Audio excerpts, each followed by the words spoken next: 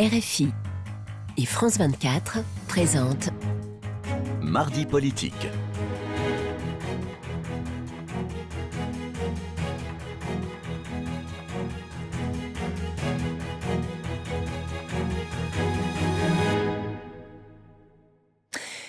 C'est l'heure de Mardi politique sur France 24 et RFI. Bonsoir Frédéric Rivière. Bonsoir Roselyne, bonsoir à tous. Et ensemble nous recevons Gilles Platré. Vous êtes président, vice-président des Républicains et maire de Chalon-sur-Saône. Bonsoir et merci d'avoir accepté notre invitation. Alors, une pluie de 49.3 sur l'Assemblée nationale et ces répliques, les motions de censure, finalement c'est grâce aux Républicains que le gouvernement ne tombe pas?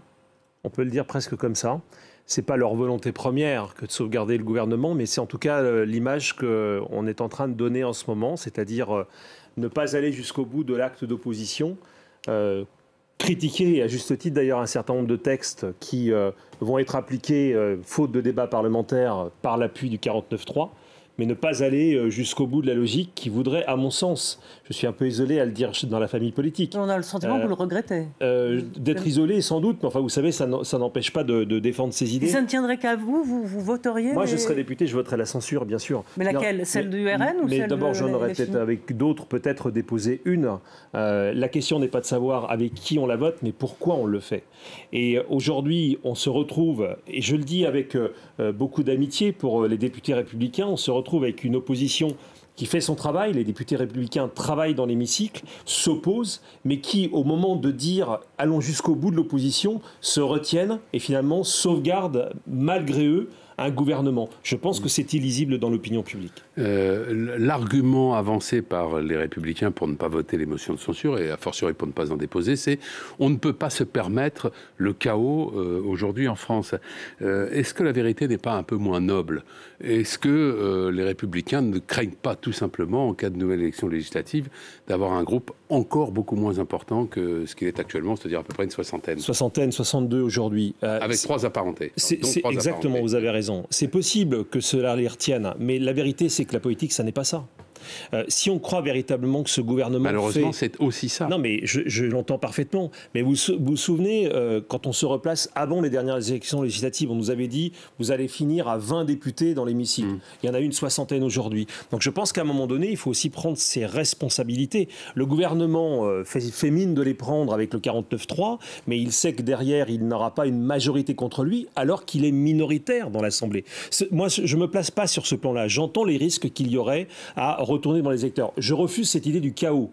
Il y a un processus constitutionnel. Le 49.3 est bordé par la Constitution, la motion de censure est bordée par la Constitution. Si le gouvernement est renversé, le président a le choix, il nomme un nouveau gouvernement et il peut demander, c'est ce qui s'était passé en 62 avec le général de Gaulle, il peut demander aux électeurs et c'est ce qu'a d'ailleurs a dit Emmanuel Macron, si je l'ai bien écouté, de se reprononcer. Je pense qu'on ne pourra pas rester dans la situation où on est jusqu'à la fin de ce quinquennat. On ne peut pas être 4 ans et demi. On sait que c'est intenable. Mais c'est surtout intenable pour le pays, c'est-à-dire que on va avoir... Oui, mais ce sont les résultats des législatives. Mais les législatives ont effectivement... Oui, alors, mais justement, est-ce qu'on y est vraiment conforme quand on voit que la composition de l'Assemblée nationale, c'est 60% de députés qui sont opposés au président de la République et que, malgré cela, un gouvernement peut se maintenir, c'est-à-dire un gouvernement minoritaire se maintient face à 60% de l'Assemblée qui lui est opposée. Ce qui m'inquiète dans cette affaire, c'est pas que les uns et les autres puissent éventuellement se dire je risque de ne pas être réélu si je vote la censure, si je retourne finalement, si je précipite la dissolution.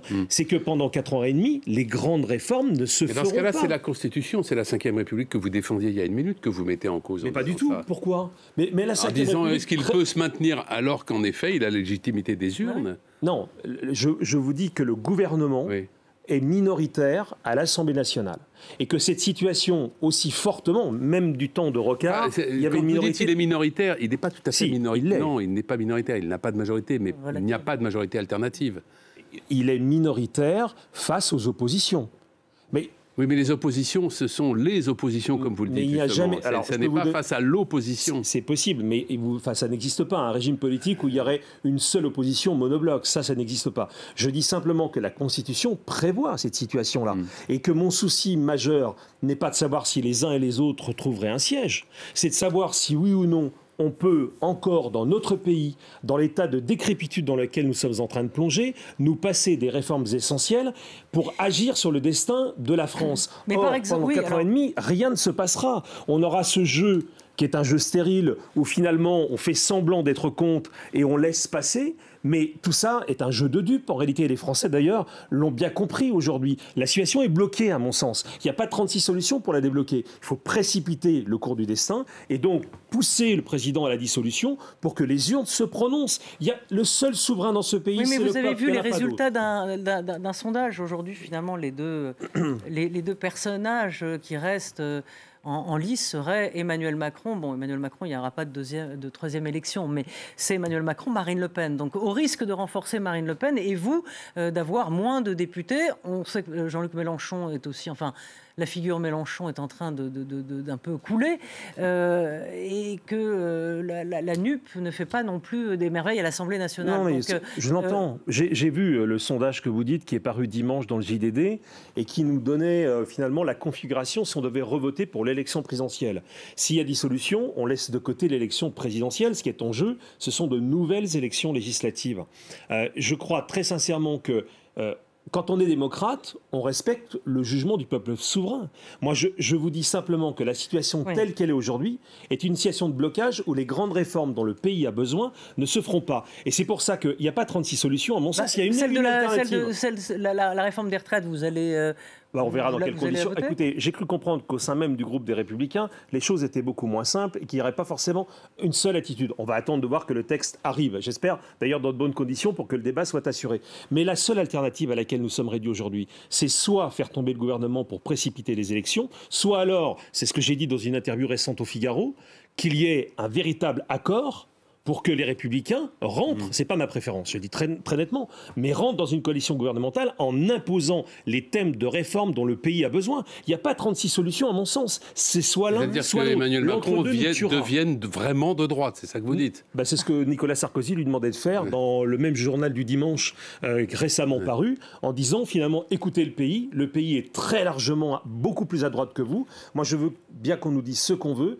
Emmanuel Macron a depuis le départ des gouvernements dont la ligne politique est de centre-gauche. Donc vous êtes d'accord avec Nicolas Sarkozy? Je dis qu'il expose une option possible et que la deuxième, c'est le renversement du gouvernement. Oui, mais c'est contradictoire avec ce que vous venez de dire en disant que vous ne vouliez pas soutenir le gouvernement. Non, pas du tout. Soit Alors, j'essaye juste en quelques secondes de vous expliquer. Soit Nicolas Sarkozy a raison, c'est-à-dire... il faut un accord imposé à Emmanuel Macron sur un certain nombre de thèmes politiques sur lesquels nous n'entendons pas déroger. C'est-à-dire la résolution, d'une manière beaucoup plus énergique, de la crise migratoire. Une politique énergétique qui soit vraiment souveraine. Un rapport à l'Europe qui soit beaucoup moins béat, notamment vis-à-vis de la présidente de la Commission européenne. Une politique de sécurité renforcée, une lutte contre l'islamisme qui n'a pas vraiment commencé dans ce pays et pour laquelle nous avons des solutions. Nous mettons ceci sur la table. C'est pas le programme du Rassemblement national. Écoutez, alors ça, moi j'ai oublié de m'inquiéter de savoir s'il y avait une proximité ou pas sur tel thème. Madame Le Pen gère sa boutique. Nous avons des thèmes à défendre, peu importe s'il y a des proximités parfois. Enfin, c'est vraiment, honnêtement, je vous le dis, c'est pas mon souci. Au fond, ce que vous demandez à Emmanuel Macron, c'est de mettre en œuvre le programme plus ou moins même de François Fillon. C'est une espèce de cohabitation. Monsieur Macron n'a pas de majorité à l'Assemblée. Oui. Donc, où il accepte sur des thèmes qui sont les nôtres un accord de gouvernement, mais pas pour lui sauver la mise, pour mener une politique qui est différente de celle qu'il a menée depuis 5 ans.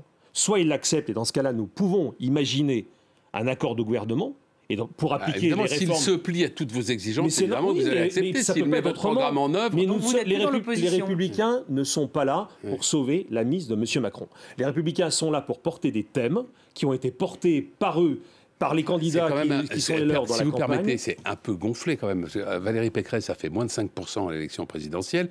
Vous avez 60 députés et vous dites on veut gouverner. Non. Si. Non, je ne dis pas ça comme ça. Mais je dis simplement, d'abord, les 60 députés représentent 15%, là où Valérie Pécresse avait fait moins de 5%. Oui. Donc on voit bien qu'il y a eu une meilleure, c'est ce qu'on disait tout à l'heure, une meilleure résistance à l'Assemblée que l'écroulement de l'élection présidentielle. Je dis simplement qu'aujourd'hui, M. Macron ne fera rien avec la configuration de l'Assemblée telle qu'elle est.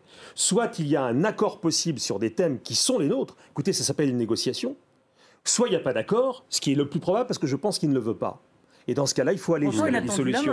Mais non, il a tendu la main pour qu'on lui sauve la mise. Mais ce n'est pas notre boulot. Alors, nous n'avons pas été élus pour soutenir M. Macron, nous avons été élus pour porter des thèmes politiques. Il y a eu une interview de Bruno Retailleau, qui est candidat donc, à la présidence des Républicains, alors qu'il dit 2 choses.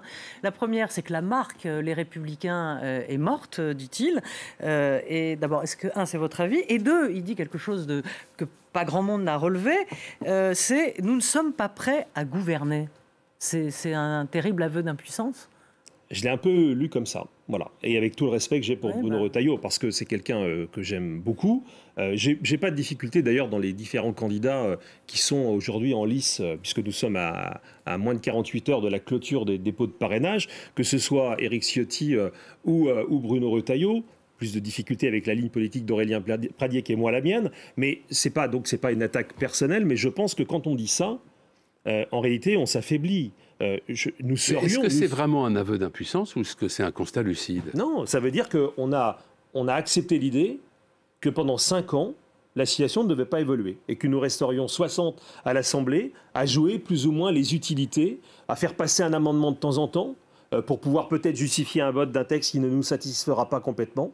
Et je pense que, en tout cas, ce n'est pas l'ambition, et je le dis encore une fois avec beaucoup d'amitié, pour Bruno Retailleau, ce n'est pas l'ambition qu'on pourrait attendre pour un parti politique. Mais ça pose en tout cas la vraie question. Est-ce que les Républicains aujourd'hui ont encore un écho dans le pays? C'est ça la vraie question. Oui. Est-ce que la droite républicaine qui peut encore ne pas se réduire à des extrêmes qui hurlent et qui font de la récupération sur des faits divers? Est-ce qu'on peut encore avoir une pensée organisée, une idéologie au sens noble du terme? Et la réponse est oui ou non? Moi, je pense que oui, mais à condition qu'il y ait du boulot derrière. Ça ne va pas tomber du ciel, il faut un travail extraordinaire pour Aurélien de reconstruction. Pour Aurélien Pradié, dont vous parliez, dont vous disiez d'ailleurs que vous n'étiez pas très proche de sa ligne. Non, bien sûr. Pour lui, il est nécessaire de tourner la page de Sarkozy. Et il dit « Je suis le seul qui peut le faire parce que je ne suis ni son obligé et je n'ai jamais été son adversaire ». Est-ce que c'est vrai qu'il n'a pas là une position un peu singulière si on le compare à Bruno Retailleau et Éric Ciotti, qui évidemment une plus grande proximité avec Nicolas Sarkozy? Oui, alors j'ai lu aussi beaucoup de critiques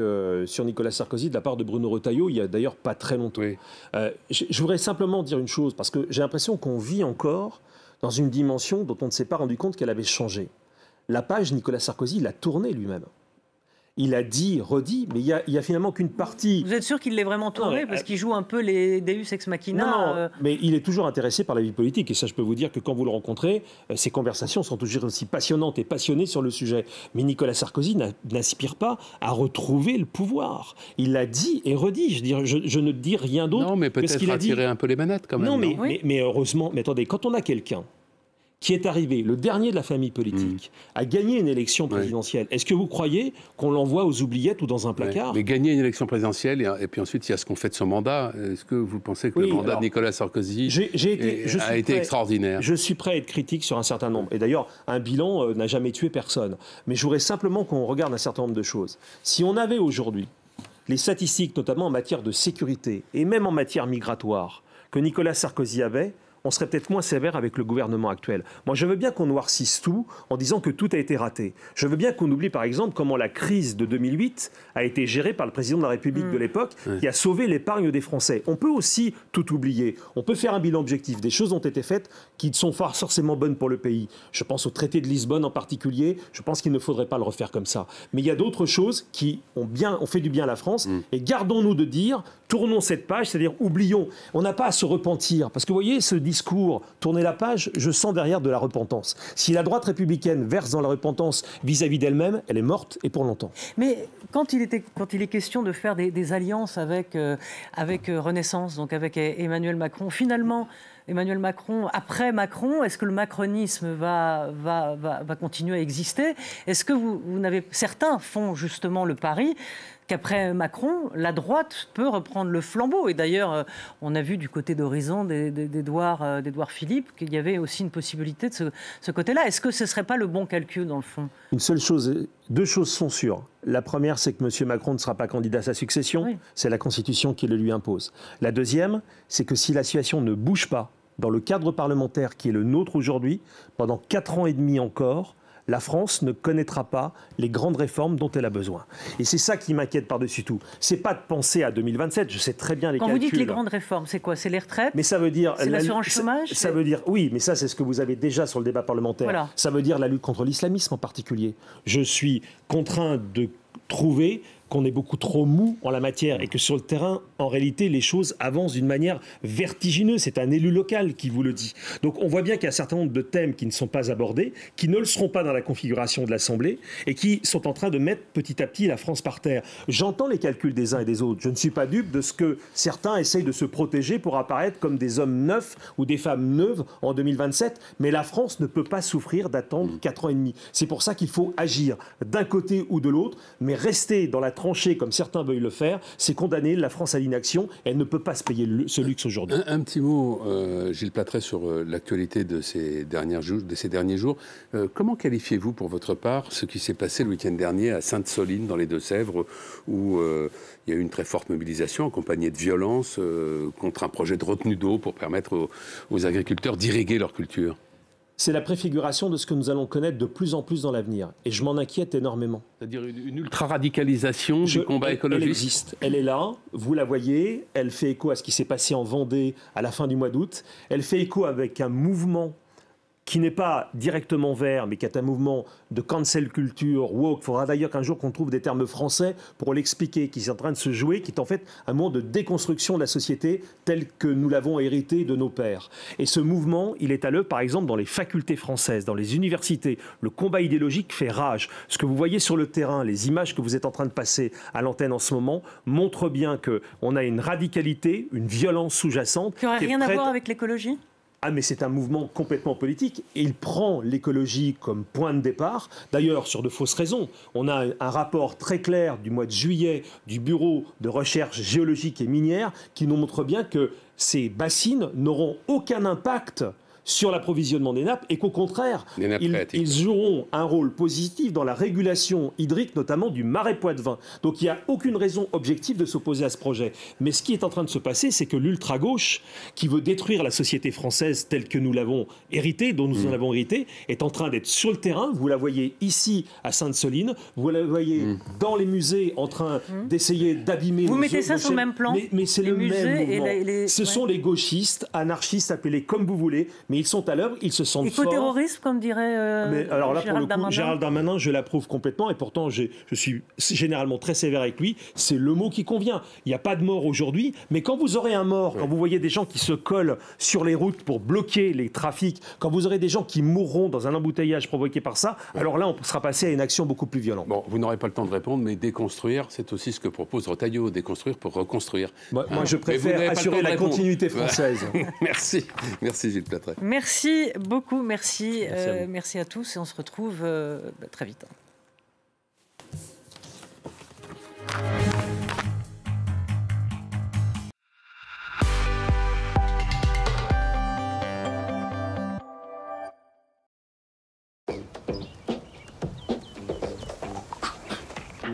Papa?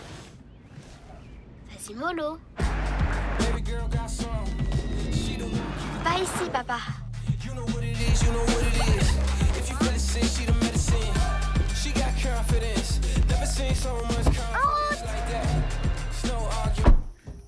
Un jour, tu seras moi. Nouveau Skoda Enyaq Coupé Ivy 100% électrique. À découvrir dès maintenant en concession.